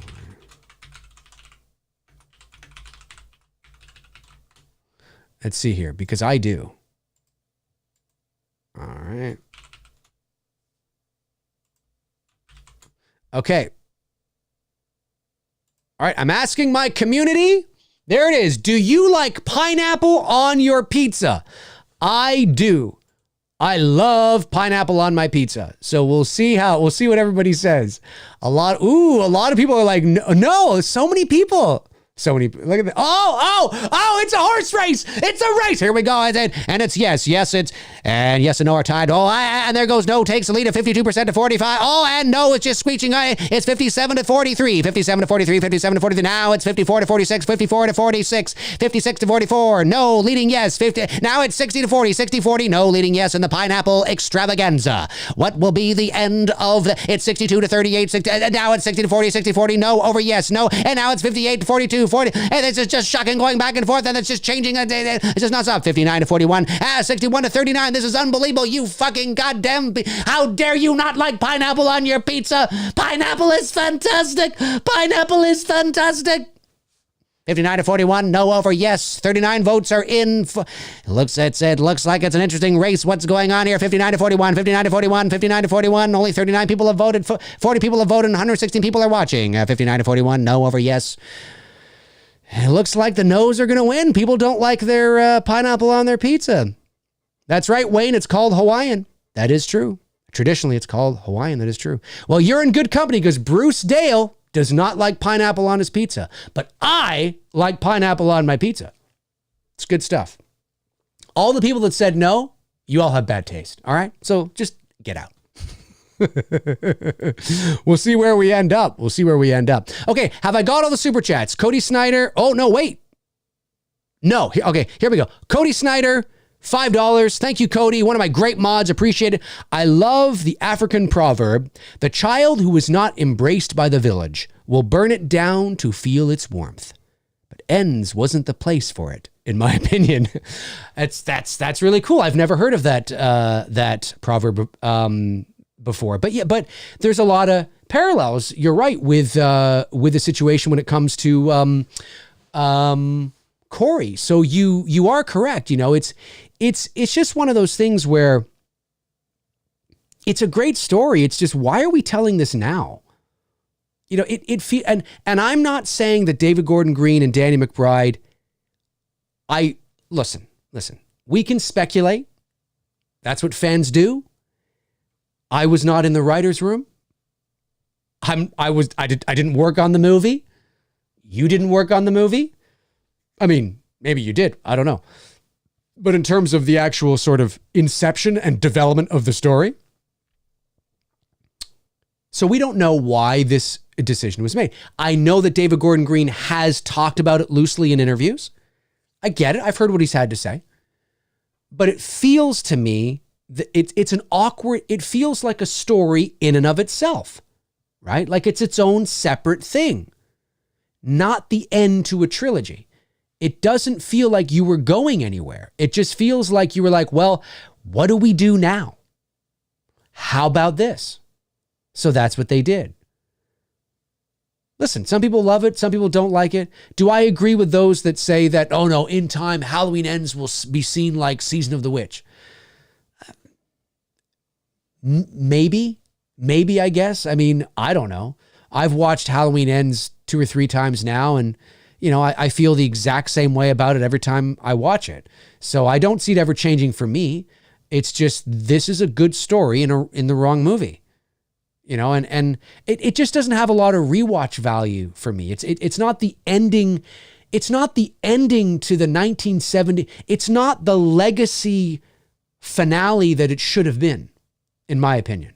And then you could say, well, what do you mean it should have been? Everybody's should have been is different. That's right. Everybody's should have been is different. That is true. But for me, it's not the epic conclusion to this legacy that it should have been. No, I like I said, take the Corey story out. You can fast forward it 4 years if you want. Just deliver something simple. You don't have to get all avant-garde. Just deliver something simple. Yeah, maybe it's something we've done before, but sometimes it's not. Sometimes it's all in the presentation. Fast forward 4 years. Laurie's trying to move on, right? Allison is maybe kind of the way she is. Maybe she's dating somebody, maybe she isn't. Laurie is no longer living in Haddonfield. Here's something that's different for you. Everything takes place in Haddonfield. Always goes back to Haddonfield. Well, except, of course, for H2O, but that's not canon. Laurie's no longer living in Haddonfield. Why? Because I don't believe she would be. I believe she would move away. Maybe she's in Russellville. Put her in Russellville. There's some fan service for you. Listen, I'm going to give you a Halloween Ends, okay? I'm going to give you a Halloween Ends. This is off the top of my head. I'm shooting from the hip here. Okay, it's 4 years later. Laurie's living in Russellville. All right, makes sense. Allison is living with her. Sure, why not? Why not? They're 30 miles down the road. Hawkins is living in Haddonfield. He's still in Haddonfield. Myers hasn't been seen for 4 years. All right. Maybe Laurie's got to go to Haddonfield. She's got to go there to see Hawkins. She has to go there to, I don't know, go to the bank, go to her lawyer's office. Maybe, I don't know. She drives through Haddonfield, gets some fan service in there. But it's properly motivated. It's not like she's just out for a Sunday drive and she happens to drive through Haddonfield. No, it's properly motivated. There's a reason why she's there and it makes total sense.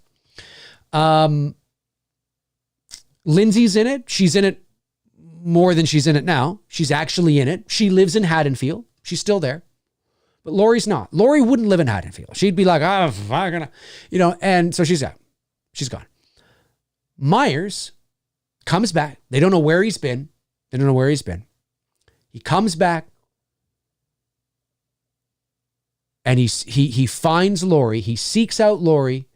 Actually, what ends up happening is he goes to Haddonfield. Well, see, I was going to say that gives him sort of motive, and we're trying to eliminate that. However, David Gordon Green and Danny McBride have sort of kind of contradicted themselves when they had him get the shit kicked out of him and shot point blank range at the end of Halloween Kills and tried to say that he's just a man. Which I get. I mean, even at the end, but to be fair, I get even in Halloween 78, he was shot 6 times, falls off the balcony, gets up, walks away. So it's not as crazy as some fans might think, but I would say that, again, this isn't, I can't dive deep into it here, but the overall sort of idea is that Michael comes back and maybe he starts, it's Halloween, he starts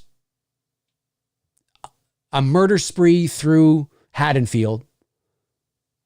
Laurie goes to Haddonfield to,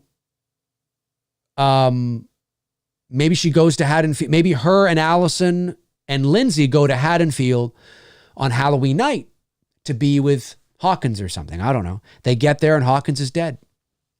He's murdered. They walk in, he's dead. And they start to look around and a thunderstorm is, and a thunderstorm is rolling in. It's Halloween night. A thunderstorm is rolling in. The lightning is flashing on the horizon. You hear the rumble of the thunder. And they get there and they realize that slaughterhouse that Brackett talked about in the original, you're telling me they're lined up for a slaughterhouse. They could be, is real. Up and down these rows, families have been murdered and they go in and out of the homes. Oh my God, they've been murdered. They're murdered. It's Michael. It's Michael. It's Michael. You know what I mean? And then Michael is there, and I was going to say that maybe he kills people there, but then he makes his way to Russellville to look for Laurie, but the looking for Laurie gives him motive. But then it may be neither here nor there at this point. Who knows? I don't know. I got to go back and watch the movies, but keeping in, the ballpark of him just showing up to Haddonfield because that's where he likes to be. You bring Laurie, Allison, and Lindsay. You bring them to Haddonfield, thinking they're just gonna have a quiet night in with Hawkins, and they realize, oh my God, he's dead, and they're thrust into this nightmare that Michael is back. Lindsay gets killed. Maybe, who knows? Maybe Allison gets killed. I don't know. Really, really kind of pull the rug out from fans' expectations. But at the end of the day, you're left with Laurie and Michael on this cat and mouse hunting game through the streets of Haddonfield during a thunderstorm. It's very similar to like Texas Chainsaw 03, right? Where you got like Jessica Biel, at the end of that, right? She's out there, she's hiding, it's thunder, there's rain, there's, same concept, but it's Haddonfield, it's Laurie. She's got to dip into houses, hide in homes. She's finding dead bodies. The cops are trying to find her. And Michael, where's Michael? He's, you can only see his mask in the illumination of the lightning and, all that kind of juicy stuff, right? That's what you should have delivered. I don't necessarily mean like that exact thing verbatim, beat for beat. I just mean the direction that you see that I'm going in, right?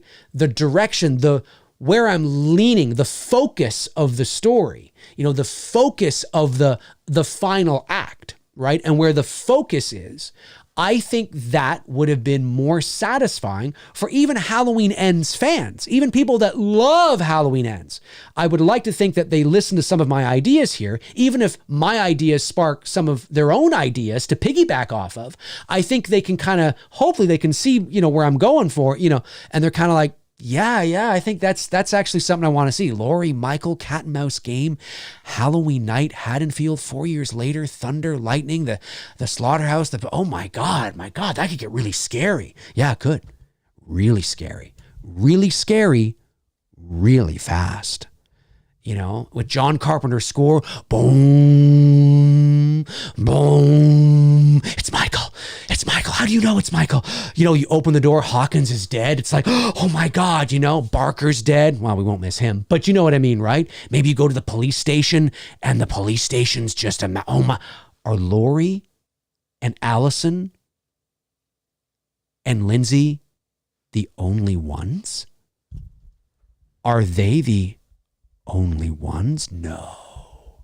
No. But it's like, what the fuck has been going on? And you bring that thunder in, that rolling thunder, and every time the lightning flashes, you think you see him. Oh, no, he's not there. Where is he? You know what I mean? Because,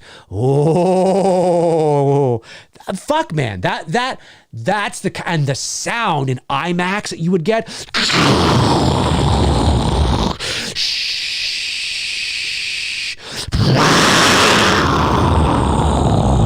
The lightning flashing and stuff, and it's just yes.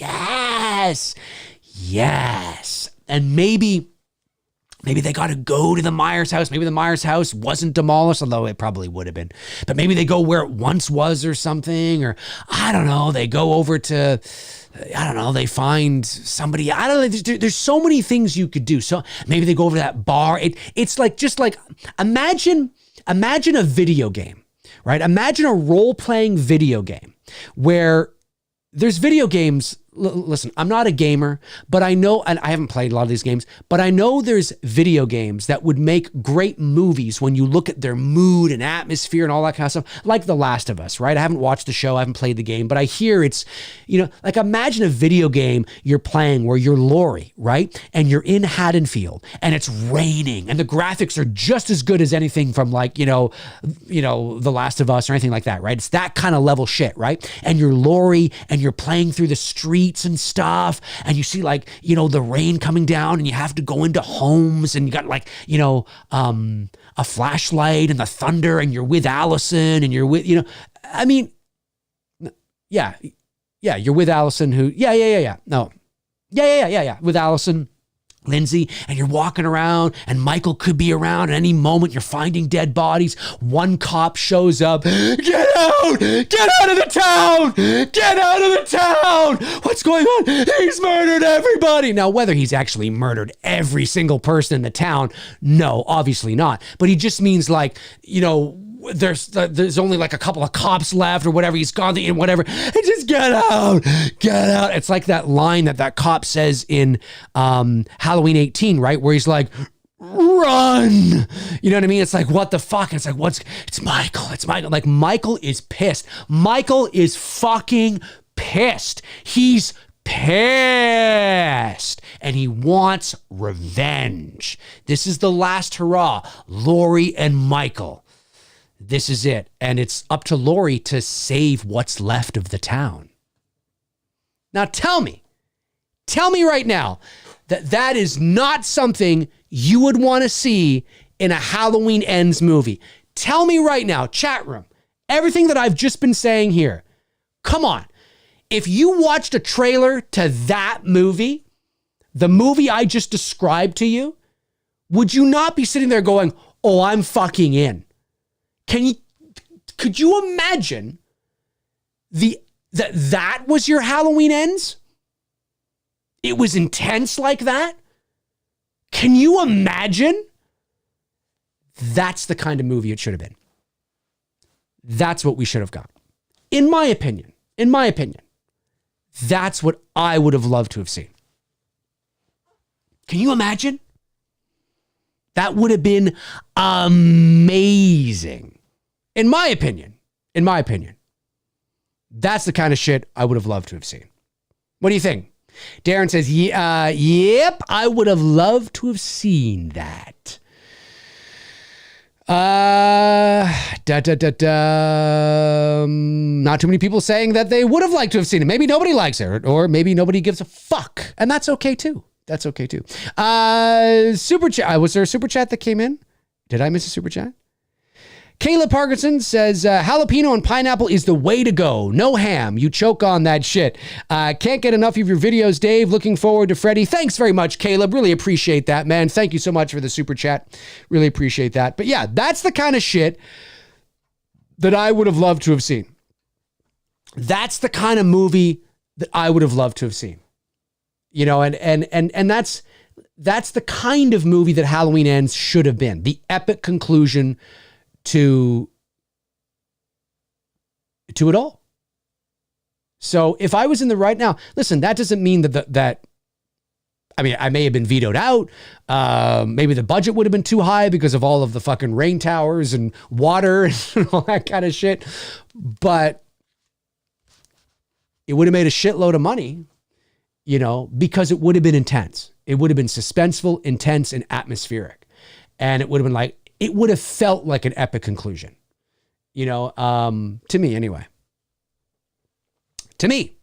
Michael Joe says, I agree with you, Dave. Ray Silly says, that would have been intense, Dave. Wayne Turner says, your idea shit on what we got. Yeah, I think so. I'm not trying to shit on it, but I'm just saying, you know, because you can, like I said, you can take the blueprint of what's there. Lori, fast forward 4 years, you know. Yeah, but just shift the focus away from a random character we've never known into Michael Myers being pissed, which I get is what Halloween Kills was. Yeah, I get that, but still. It's Halloween. This isn't Shakespeare. All right, so I guess I've got all the super chats so far, right? I don't think I've missed. Have I missed any super chats? I don't think I have. All right, let me. Have I missed any? I feel like I have. Hang on. There's Caleb's.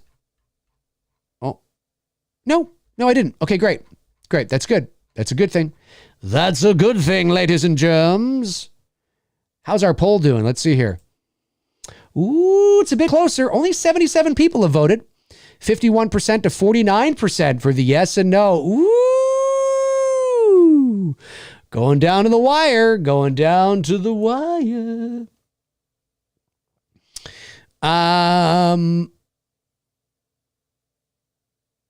Hey, Corey Cunningham, a forever strain. That's true. That is true. Let me see here. Just scrolling, see what we got.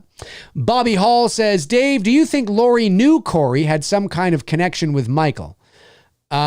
Maybe that's why she wasn't surprised when she saw him with Michael's mask. Maybe she thought Michael let him borrow it. I don't know. I mean, it's hard to know where, the absent-minded writing ends and the fan projection begins. I mean, we can pretend, but do I think? But it's also possible that David Gordon Green and Danny McBride and whoever the other guy was, just didn't think of it. Just didn't think to, and just felt that would be their answer if anybody ever asked. No, it's just she expected him. Did Lori know it was Michael? Or know it was Corey? I don't know. I have no idea. Yeah, I don't know. Did she think it was Corey? Did she think it was Michael? I mean, I'm under the impression she thought it was Michael, which, and I think most fans are, which is why it's kind of strange when she discovers it's Corey. She's not surprised, but she's not surprised, to your point, Bobby, that she figured he was going that way anyway, right? We do understand that. I mean, that was set up earlier in the movie, but so maybe that's why. Yeah, no, maybe you just answered your own question. I'm not sure. Super chat from Andrew Stevens. Take my money. One of my great moderators, of course, Andrew Stevens. Thank you, Andrew. Appreciate that. You didn't have to do that. Michael Joe says, Halloween Ends could have been a 10 out of 10 if they didn't have Corey Cunningham as the focus, and if Laurie Strode would have died in the movie and Michael win, I would have been happy. Yeah, I understand why they didn't, though. I mean, I think there needed to be a feeling of completion on it. I think if James Jude Courtney's Michael Myers had just walked off into the ether, I think it would have absolutely communicated to people that they would be ready to do another one with James Jude Courtney in this timeline. And they didn't want to do that. They couldn't do that either, because after this movie, the full rights were leaving Blumhouse and going back to Malek Akkad. So, they only had the rights to do, well, they didn't even have the rights to do 3. They had the rights to do 1, and then they had to renegotiate. Because Halloween 18 was so successful, they had to renegotiate for another 2. And that was it. So I don't think you can do that anymore. Like, I think because the original Halloween did it best. It did it best.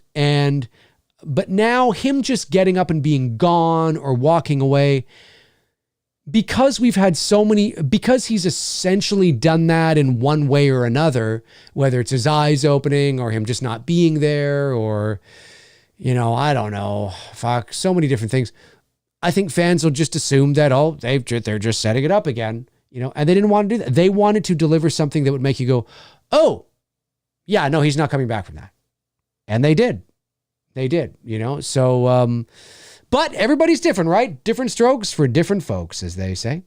John Dez sends in $4.99 and says, am I in the minority that Halloween Ends is a much better story than Kills? I went back to watch Ends several times and only saw Kills twice. Yes, it is. Ends is a much better story. The writing is better. It's paced better. The structure is better. Yes. No, you are not wrong. Absolutely.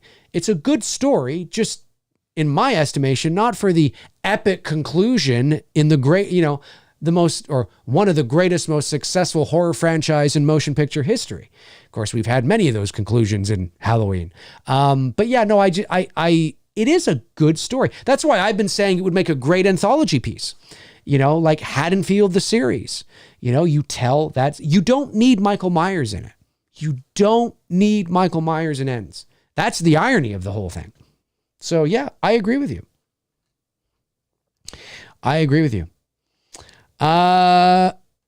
Melissa says they didn't because Jamie Lee needed her fan. They bring Michael back like Jason. Her fan? Her fame? Her fan? I'm not sure what you mean there. They bring Michael back like Jason X. I think you're talking about, of course, the him just not being there. I'm glad they did.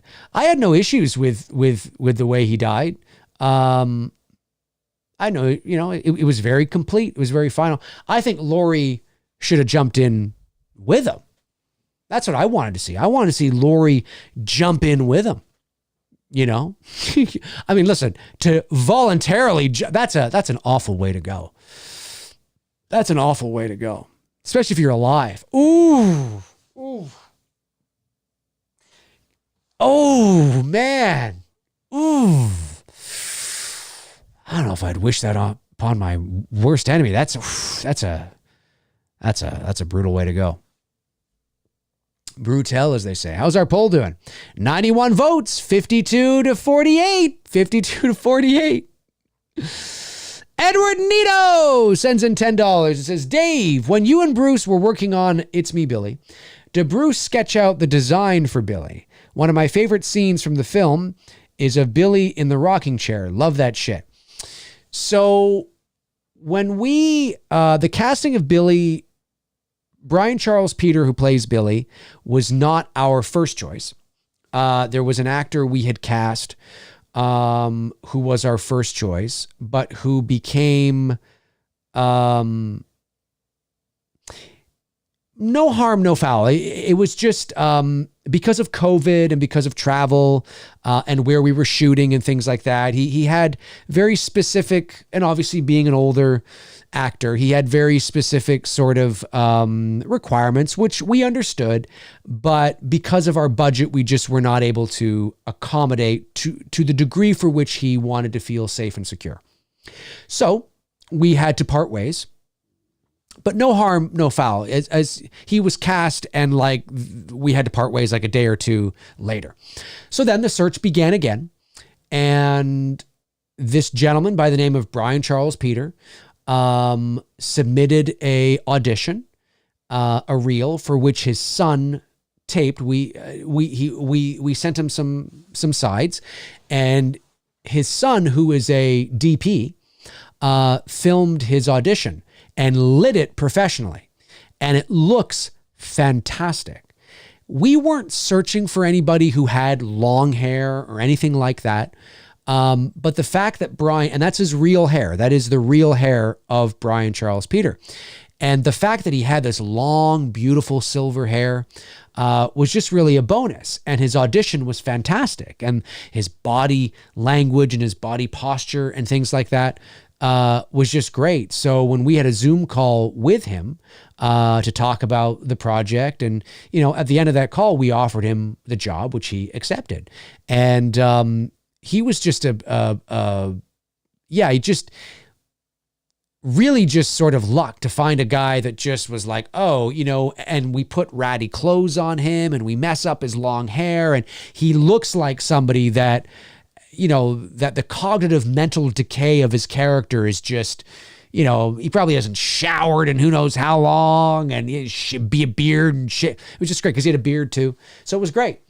The scene you're talking about, so we didn't sketch out anything for any ideas of how we wanted Billy to look. We wanted that process to be open. We had an idea, but we wanted sort of that process to be open. But we did storyboard a few scenes in It's Me, Billy. More of the complicated scenes we storyboarded, or scenes that we just really wanted to help convey those images to Greg, our DP. And that was one of the shots that we storyboarded. And there's a video online where Bruce walks you through the process of his storyboard illustration.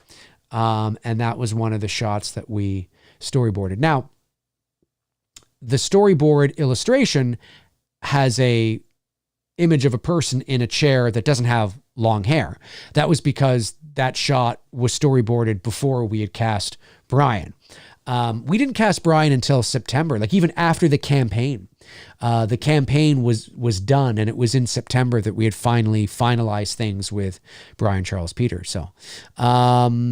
It's a great scene. One of our favorite scenes, obviously, in the movie, where he sings Little Baby Bunting. Obviously, if you're a Black Christmas fan, you'll know, obviously, that he sang that to Claire in the original film. And the way that Brian sings it in this film is just very ominous and creepy, and it's fantastic. So thank you for the super chat. I'm glad you enjoyed it. Next Gen Studio says, I'm okay with it because I feel like we were lucky to even get these movies in the first place instead of ending with Resurrection. 2018 was also the movie people wanted for End, so I have that. Yes. I have a video on my channel where I talk about that too. Listen, you know, and it all depends on where your threshold of expectations are and where your standards are. And I don't mean that in an arrogant way. I just mean that everybody's different, right? You know, I mean, I recognize that I'm probably more picky than most people. You know, I'm not somebody that just wants Michael Myers over and over and over again. No, I want quality.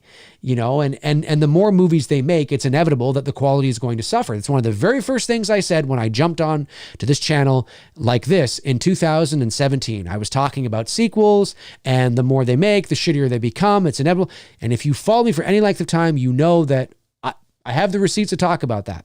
And so, you know, it's inevitable, especially in the slasher subgenre, that the more movies you make, it's inevitable that the shittier and shittier they will become. So I'm somebody that is more like,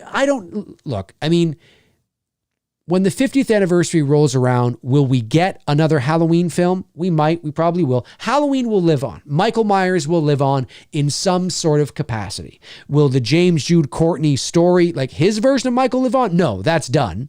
He'll never play him again. But Michael will live on again in some way. And of course, I'll be there to watch it.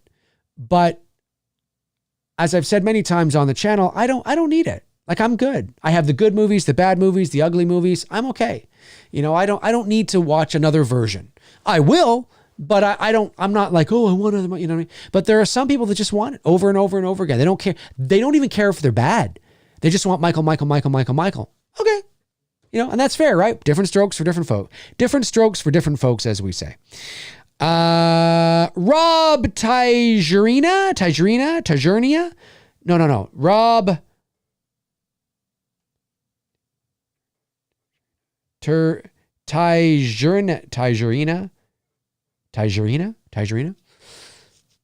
a couple of ways I think that could be said. Anyway, what up, Dave? Much love, my dude. Thank you very much.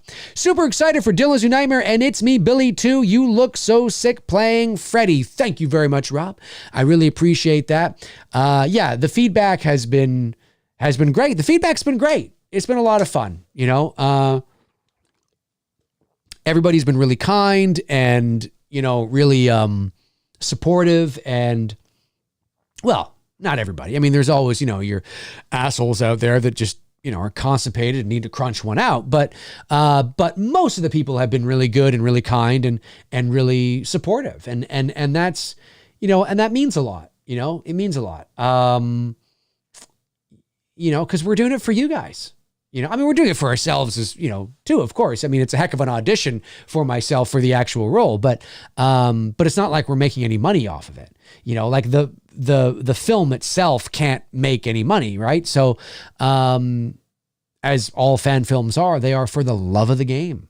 And now, like I said, there's certain fan films that are, you know, real movies. They are taken seriously, shot, executed like real films because we want to use them for portfolio pieces and they need to look like legit, you know, indie films, all the way through from top to bottom. But it's still for the love of it, you know, whether it's Me, Billy, Never Hike Alone, Dylan's New Nightmare, they're still fan films and we don't own the intellectual property. So we, you know, they are at the end of the day for our portfolios and for the love of the game and for the fans, you know, to do so. Now, and again, that doesn't mean that all fans are going to like what we do, right? That's just an expectation that cannot be met. But I can guarantee you, whether it is Never Hike Alone 2 or Dylan's New Nightmare or It's Me, Billy 2, love and attention to detail and affection is put into it through and through. It is a labor of love from top to bottom. Doesn't mean you're always going to like it. Doesn't mean you're going to always agree with the creative decisions we make.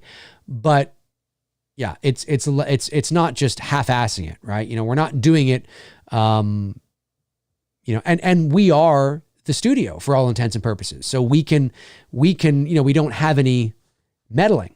So, yeah, it's cool, man. I appreciate the kind words. It's been great. John Dez sends in a very generous super chat of $19.99. Thank you, John. Really appreciate that, man. Says, Halloween 78 should have been it. Well, I can't argue with that. One and done. But Halloween 4 and 5 were the ones that got me hooked on the franchise. I was around 5 years old in 91, 92, but the franchise just got out of control, in my opinion. Irony. Send Veda my love. Veda, John Dez sends his love. Tell John Dez, thank you. Oh, there you go. There you go. Right there. She says, tell John Dez thank you. Yeah, I mean, look, you know me as a Halloween purist. I am somebody that obviously, you know, has a great appreciation for the original intent of the Halloween story and the Michael Myers character. But Halloween 2 from 81 is my favorite sequel. I think it's the best sequel still to this day in the franchise. It is, you know, not as good as the first movie, but I think it's the best sequel, followed by, I think Halloween 4 would be next. And to me, you know, if I want to watch Halloween as a franchise, I go Halloween 1, 2, and 4. If I want to, or sometimes just 1 and 2, and that's where it ends. And I call that the Loomis trilogy. It's the Loomis trilogy. And it ends like it began. It ends... If you want the happy ending, if you want the uncertain ending and the creepy, eerie ending, you watch Halloween. If you want the happy ending and the resolved ending, you watch Halloween 2. If you want the full circle, evil never dies, always lives ending, evil wins ending, you watch Halloween 4. And that's where it ends. And to me, there's no other Halloween movie that's ever been made.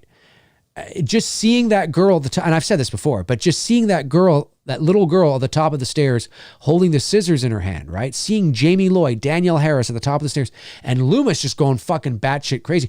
We don't realize, you know, I've joked about this on the channel many times, but Loomis was ready to kill her. Loomis was going to shoot that girl. He was going to murder a child. Unless, if it wasn't for, I was going to say Beaker, if it wasn't for Meeker, right? He was going to shoot and murder that child. I mean, that's crazy, because that murdering that child was better. Like, any consequence that he was going to get because of that, any jail time or charges or prison time or whatever. Now he was already old, but whatever was coming his way was more digestible, more attractive than letting this girl live. That's crazy, man. Think about that. It came full circle, and he just was like, no way, man. No way. I'm out. Gun loaded, cock loaded, ready to go. And Meeker stepped in. No! Because he knew it was starting again. The symbolism of that ending is great. It's so unfortunate that they made another one. Or it's so unfortunate that they didn't continue with Jamie. And I don't mean Jamie necessarily being the killer, but shift focus to her. Maybe Michael does come back in some way. Hey, look, there's a whole McCrae Live episode on my channel where I give you my alternate version of a Halloween 5. Just YouTube McCrae Live Halloween 5. There might be a couple of episodes in there where I talk about 5. So scroll through and you'll find it. And that's what I would have done. So yeah, I mean, to me, I say this with absolute, I rarely, and I mean rarely, watch anything past 4. Anything. I'll watch 1, 2, and 4 as like a trilogy, and I'll watch 3 because, it's 3. It's kind of cool. I don't like 3 as much as a lot of people do, but it's fine. It's fine. And that's it. I never watch 5 unless it's on here, to watch with you guys or to watch on like a movie night or something. I'll do that. I don't watch 6, but it's the same thing. 5, 6, H2O, and Resurrection and Rob Zombie's films are all just like, if I've been invited on somebody's channel, if I'm doing it here on like a Two Dudes or something, I never pop it in on my own. I'm just, oh God, they're just terrible. Some are more terrible than others, but it just loses me. 5 is just, now I can watch 5 and have, like all of them, you can watch them and have goofy fun with them. But 5 to me is just like, it's so, yeah. Although I do like to watch it and make fun of it. That is true. I do like to watch it and make fun of it. Okay, let's see here. Nightly Guillermo, New Nightmare, sends in $9.99. Thank you, Nightly, and says, hey, Dave, hope all is well. What do you consider to be the greatest movie of all time? It's a hard question, but I'm currently required to pick one for a presentation about it. Spoiler, I know. Or spoiler, I don't know. Well, are they asking you what is are they asking you to do a report on what the general consensus is among moviegoers, cinephiles, the industry as what the greatest movie is of all time? Or are they asking you, what do you think to you is the greatest movie of all time? Because if that's the case, then pick anything. Pick a movie to you that means so much to you, that you think this is, to you, it's one of the greatest films of all time. Usually you'll see Citizen Kane and, you'll see The Godfather and you'll see, in a stereotypical sort of general consensus list. But maybe you hate Citizen Kane. Maybe you hate The Godfather. Maybe you hate The Shawshank Redemption. Maybe, whatever the case is, right? So, for me, Shawshank is up there. I think The Shawshank Redemption is one of the greatest films ever made. I think Raiders of the Lost Ark is up there. Empire Strikes Back, I think, is up there as a great piece of filmmaking, a great cinema. Absolutely.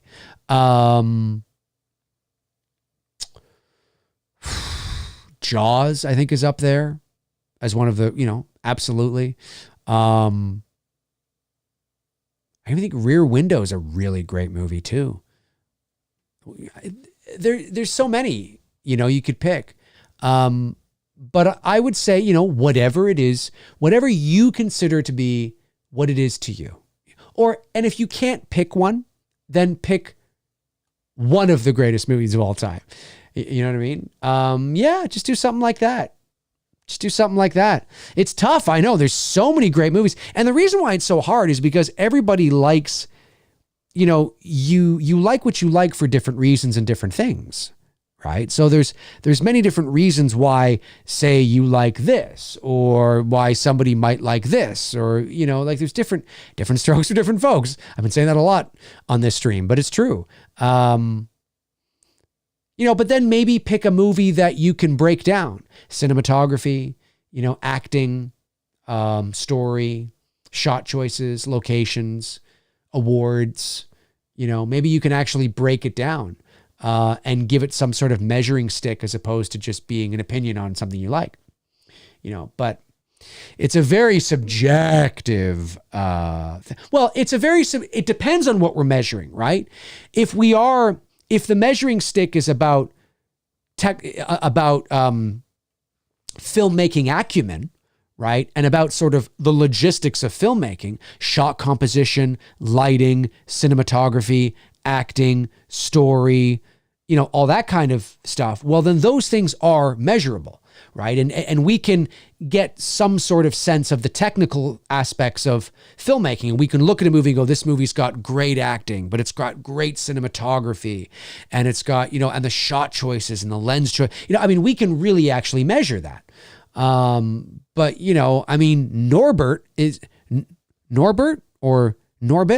Norbit, that one with Eddie Murphy, whatever it is, that's got to be somebody's favorite movie. There's got to be somebody on the planet somewhere where that's their favorite movie. It's got to be something, man. It's got to be something. I don't know. It's pretty crazy stuff. Danita Brown says, oh, I see a tie on the poll. Oh, it is tied right now. 109 people have voted on the poll. Do you like pineapple on your pizza? 50% say yes. 50% say no. I am in the yes camp. Bruce Dale, my brother from another mother, my partner in crime, my filmmaking partner, my producing, co-producing, my producing, directing, and writing partner, who I've known for over 30 years, does not like pineapple on pizza. No, he's a no-no. I'm a yes. I dig. Oh, the no's have taken the lead. Bobby Hall says, Dave, would you have preferred Halloween 4's ending to be a bit more subtle, like the end of Friday 4, where it could have hinted at Jamie becoming evil? Yeah, that's an option. I sometimes wonder if that was an option. I'd love to speak to the writer of Halloween 4 or just sort of know, whether or not that was an option. Or not. Maybe, because obviously it's not subtle, but maybe that would have been interesting. But I feel, that would have been cool. I love the ending of Friday the 13th 4. I think Friday the 13th 4, the final chapter, I talked about it on a video on my channel. I think that ending, when Tommy Jarvis hugs his sister, and it's just that, it's so great. It's so great. It's such a great ending. And just you freeze frame, and oh yeah, it's so great. Love it. Love that shit. John Dez sends in $4.99 again. Thank you, John. Really appreciate your support tonight. Says, has your top 5 changed at all since Ends came out? Mine is 78, 18, H3, H6, H4. Thanks for all you do, Dave. Thank you, John. Really appreciate that, man. What was my top 5 before? I can't remember. I don't know what my order was. I know I ranked the movies, I think. Yeah, I did. Well, I don't know what my top 5 was. I don't think, look, I haven't watched Ends since October. So I don't know. So it's probably still in the same spot. I don't think I've watched a Halloween movie since October.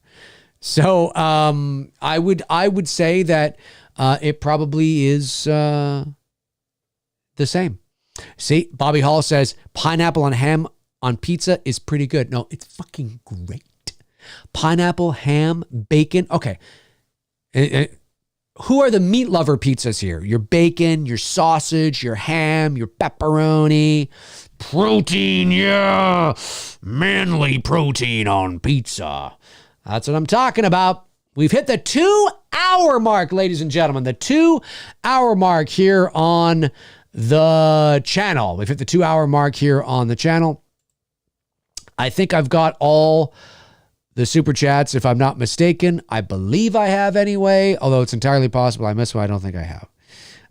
See, Frank Riker says Halloween 4 and Psycho 2, greatest comeback for slashers of all time. Frank, you're not wrong.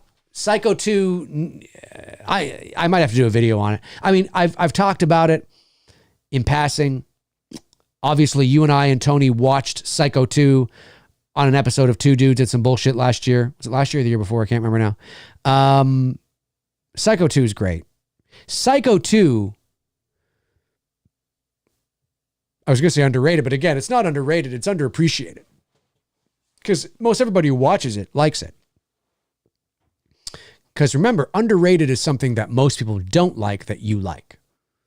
But if it's underappreciated, that doesn't necessarily mean it's underrated. Although maybe it's underrated because it's underappreciated. I mean, you could go that extra step. Anyway, I'm splitting hairs here. But yeah. Chester Franklin Jr. says, Dave, you missed a $1.99 super chat from Sebastian. Oh, I did. Let me go back here and see. You are correct. Sebastian sends in $1.99. Thank you, Sebastian. Really appreciate that, man. Says, do you see yourself playing any other horror character? I don't think so. No, I think, no, I'm not like so I'm only 5'8" and 152 pounds. So the only character that I could play convincingly, I mean, I might be able to play Michael Myers convincingly. You know, you put me in, boots, right? You might be able to get me up to 5'9" or 5'10. Nick Castle was 5'10". Okay. So I might be able to play like an OG Michael, perhaps. Even Dick Warlock had to have lifts in his shoes because I think he's only 5'9". So it's possible, but I'm never going to play Michael Myers in an actual real Halloween movie. Freddy, I think I'm made for because I understand. Again, I don't say this in a braggadocious or arrogant way, but because I'm a very extroverted performer. So I understand those nuances and those sort of the performing side of Freddy. Now, I don't mean the haha jokey great graphics. I mean that's all in the writing. But I'm just talking about the physicality of the character, right? There isn't a physicality necessarily to Michael or Jason. I mean, you can split hairs and say, well, no, there is, because, Kane Hodder brought, the breathing, and I get all that. But I'm talking about like a real physicality. There's a real physicality to the character of Freddy, and I think I understand that physicality pretty well. And I think because I'm built similar to Robert as he was back in the 80s, I think not that I'm the only one that could pull it off, of course, but I'm just saying, I think I can pull it off, and I think I can pull it off pretty convincingly. But no, I don't have any desire to play. I can't play Jason. I mean, maybe I can play Friday the 13th Part 2 Jason, but even then, I'm not a big guy, right? So, I can't play Jason. I can't play Michael for all intents and purposes, right? Obviously I'm not, can't play Chucky. I guess I could be Ghostface, but they hire stunt guys for that. No, but Freddy, I loved playing him. It was an honor to play him in the film opposite Miko, and we had a blast working together, and it was fun, and hopefully I get to do it. Hopefully I get to do it again, and hopefully you guys like my performance and what I brought to the table, and who knows? You never know what the future holds, right? You never know. If there's one thing I've learned watching this channel, which is a lot of things I've learned watching this channel, but is you never know who's watching you. You never know who's watching you, who doesn't chat in the chat room, who doesn't speak up, who doesn't comment in the comment section below. You know, you never know. You never know. I would absolutely jump at the opportunity to play Freddy officially. I think that'd be really cool. That'd be really cool. And I absolutely believe I could do it. Yes, 100%. And I think after watching the movie, I think you guys will too. But no, I don't have any desire to like, oh, I want to go play Michael now, or I want to go play Jason, or no, I'm good with Freddy for the time being. I think it's also because I feel confident in being able to convincingly play the character. You know, I wouldn't feel confident being convincing as Jason, right? I need to be Freddy. I feel totally confident, right? So, but thank you for the question. I really appreciate that. Sebastian says, Dave can play Jeepers Creepers. I don't think I'm big enough. I think the Creeper was a lot bigger than me. All right. Well, it looks like the chat room has slowed down a little bit and the questions have kind of slowed down a little bit. We are just over 2 hours now. So, I think that's gonna, let's just look at the poll here and see what our final, let's end the poll here and see what we've got. So the pizza poll today, 122 of you voted. 51% say no, they do not like pineapple on their pizza. 48% say yes, they do. The 48%, my brothers, my sisters, yes. We are in agreement. We are in agreement with each other. Thank you for being in agreement with me. So that is it. Right there. There's your poll. Listen, that's going to do it for me here on this Friday night Hangout, Friday night Q&A. Thank you so much for hanging out with me. And Edward Nito going hard into the paint with a super chat, trying to keep me around, you damn son of a bitch, you. Edward Nito, my Godzilla brother from another mother, sends in a super chat and says... $10 super chat. Thank you very much. Says, Dave, do you think there's a brand of popcorn you can make at home that comes close to the freshly popped stuff from the movie theater? I don't know. Well, can't you buy like movie theater popcorn now? Can't you buy movie theater popcorn? There's a mall near where I live that has like, I forget the name of the store. Is it called Kernels or Popcorn Kernels or something? And it's just a store in the mall. It's just it's like it's in the food court. You go and you buy popcorn, and it's movie theater tastes like movie theater popcorn. I haven't done it, but that's what I hear, right? I'm pretty sure you can go to like Walmart or somewhere where you can actually get microwave popcorn. Yeah, I'm pretty, that tastes like the movie theater popcorn. Maybe I'm wrong. Maybe, I don't know if anybody in the chat knows that, but I'm pretty sure. You can do that. And then Frank Riker, last super chat, sends in $5, says, Dave, beef jerky or protein bars as a snack? Ooh, Frank. Beef jerky or protein bars as a snack. I'm going to have to say, I'm going to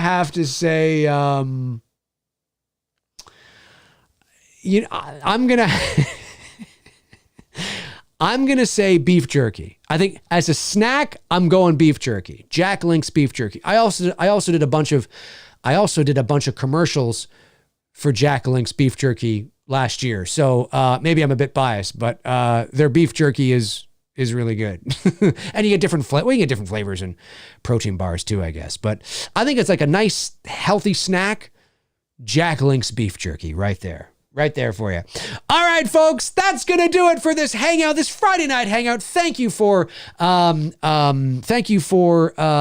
sticking around and being with me as things are just, I want to upload more pre-recorded content on my channel, get that going again. I started to do it there a couple of weeks ago, but things are just really busy right now with the development of It's Me, Billy Chapter 2 and getting ready, of course, to launch the Indiegogo campaign on May the 1st. Mark your calendars. We need everybody to come out And so things are just kind of busy at the moment, but I will be doing, of course, more McRae Lives and more pre-recorded content as well. I got to get that going as well. Mixed in, of course, with these live streams. I just want to pick up the other side, and it's just so busy. So I appreciate you hanging around and still tuning into these shows. I really do appreciate it. You guys are amazing. Hey, if you're not following me on social media, you can. There are my links right there. Twitter, Instagram, Facebook. All my links are in the description. Check them out until your heart's content. And when your heart is content, check them out again. I'm nearly at 3,000 followers on Instagram, nearly 5,000, well, still about 400 away, but still